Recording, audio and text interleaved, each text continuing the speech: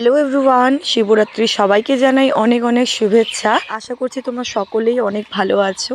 আজকের এই দিনটা সবারই কাছে বিশেষ একটা দিন, কারণ আজকে যে শিবরাত্রির পুজো হবে সেটা হচ্ছে ভালোবাসার পূর্ণতা পাওয়ার একটা পুজো। কিন্তু আমরা প্রতি বছরই যাই, যেদিন পুজো হয় তার পরের দিন জল ঢালতে বাবার মাথায়। কিন্তু এবছর আমি ভেবে রেখেছি যে শিব চতুর্দশীতে আমি বাবার পুজোয় থাকবো।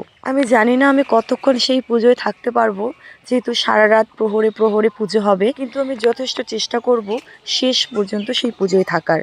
আর আমার সাথে বৌদিও যেহেতু রাত্রেবেলায় পুজোতে যাবে, তাই দুজন মিলে আমরা বাজারে চলে এসেছিলাম কিছু ফল কিনতে।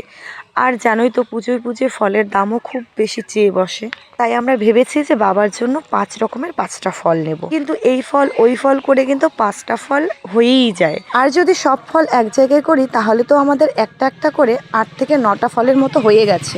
যেহেতু আমাদের প্রাইমারি স্কুলের সামনে বড় একটা বেল গাছ আছে, তাই আমরা কিন্তু এখান থেকে বেল নিইনি। আচ্ছা, তোমরা কি জানো বাবা মহাদেবের সব থেকে প্রিয় ফল হচ্ছে বেল? তার সাথে কিন্তু ধুতুরা ফলও বাবার একটা পছন্দের ফল। তার সাথে ধুতুরা ফুল, বেল পাতা এগুলো তো রয়েছেই। ফল কেনা হয়ে গেলে আমরা হেঁটে হেঁটে এপারে চলে আসি, কারণ বৌদি কিছু সবজি কিনবে বাড়ির জন্য। আর ব্রিজের এই পারেই রয়েছে সবজির দোকান। আর এই হচ্ছে আমার স্কুল ফ্রেন্ড, আর বৌদিরও খুব ভালো চেনা জানা। যাই হোক, আমরা তারপরে টোটোতে উঠে পড়লাম সবজি টবজি কিনে। কিন্তু আমাদের মাথায় কত কি ঘুরছে, আমরা ধুতুরা ফল কোথায় পাবো আর ফুলই বা কোথায় পাবো। তারপরে খগনার থেকে আসার পথে এক জায়গায় শুধু একটা গাছ পাই আমরা, যেখানে ফুল নেই, ফলও নেই, শুধু রয়েছে গাছটা আর তার সাথে গাছের পাতাগুলো। তো এখান থেকে আমরা কিছু পাতা নিয়ে নিই, কারণ আমরা ফুল যদি না পাই, ফলও যদি না পাই, আমাদের বাড়ির ওদিকে একটা গাছ আছে, যদি না পাই তখন, তো সে কারণে আমরা পাতা নিয়ে নিয়েছি। তারপর আবার টোটোতে উঠে বাড়িতে চলে এলাম। এখন আবার আমরা বেরোবো ধুতুরা ফুল, ফল, বেল পাতা এসব কিছুর জন্য। এদিকে দেখো, বাবা মহাদেব ছিল বলেই আমরা কিন্তু এদিকে ধুতুরা ফুল, ফল সব কিছুই পেয়ে গেছি। যদিও সেগুলো এখনও ভালো মতো ফোটেনি, কারণ সবাই তো পুজো দেবে বাবার, সবারই এসব লাগবে। দেন আমরা বাড়িতে এসে ফুল আর ফল রেখে আবার কাঁচি আর এদিকে একটা বাঁশের টার নিয়ে চলে গেলাম মাঠের দিকে বেলপাতা আর বেল পাড়তে। আমি তো হাঁপিয়ে গেছি, তাই বৌদিকে লাগিয়ে দিয়েছিলাম যে বৌদি তুমি পারো দেখি এবার।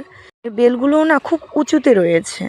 দেন আমরা আমাদের যে বাঁশের যে টারটা নিয়ে এসেছি এটা চেঞ্জ করে নিয়ে গেছি, কারণ এখানে একটা ভাস্তি আর ভাস্তি জামাই ছিল, ওরাও বেলপাতা পাড়তে এসেছিলো, তো এক্সচেঞ্জ করে নিয়েছি আমরা টারটা। দেন বৌদিও বেল পাড়তে পাড়তে হাঁপিয়ে গেছে, তাই বৌদিকে বসিয়ে রেখে এখন আমি চলে গেছি বেলপাতা পাড়তে।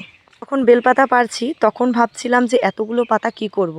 আর আসার পথে আমাদেরকে সবাইকে পাতা দিয়ে দিয়ে আসতে হয়েছে। আর তখন মনে হচ্ছিল যে আরও কিছু পাতা পেরে যদি নিয়ে আসতাম খুব ভালো হতো। সত্যি কথা বলতে টারটা এত বড় ছিল যে ওটাকে সামলানো মুশকিল হয়ে যাচ্ছিল আমার। আমার সাথে যে বৌদি এসছে, বৌদিই পাচ্ছিল না, আর আমি তো বাদই দাও। এই ব্লগে সব কিছু অ্যাড করলে ব্লগটা অনেক বড় হয়ে যাবে, তাই আজকের জন্য ব্লগটা এখানে শেষ করছি। দেখা হচ্ছে পরবর্তী ব্লগে।